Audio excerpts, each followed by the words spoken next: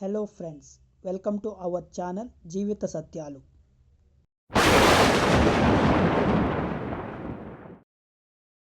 మన కిడ్నీలను ఎల్లప్పుడూ ఆరోగ్యంగా ఉంచే డ్రింక్స్ ఏంటో ఇప్పుడు చూసేద్దామా ఫ్రెండ్స్. ఈ నిమ్మరసం తాగడం ద్వారా యూరిన్ ఉత్పత్తి బాగా జరిగి కిడ్నీలలో రాళ్ళు ఏర్పడకుండా ఉంటాయి.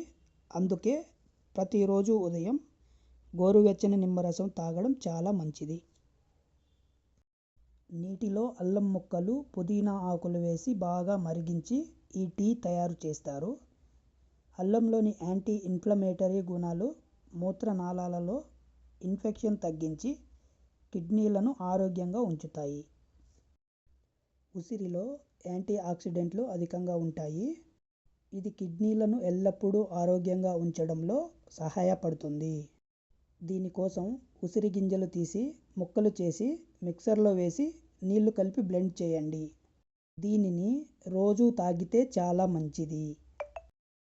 హైబిస్కస్ టీ, ఎండిపోయిన మందారం పూల రేకులు ఈ నీటిలో మరిగించి ఈ టీను తయారు చేస్తారు.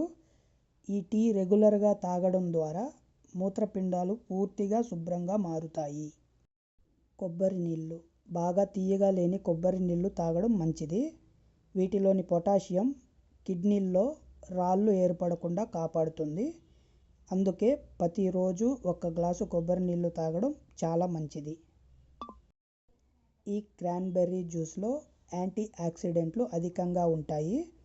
ఇవి యూరినరీ ట్రాక్ట్ ఇన్ఫెక్షన్ రాకుండా కాపాడుతాయి. తద్వారా కిడ్నీలు ఆరోగ్యంగా ఉంటాయి.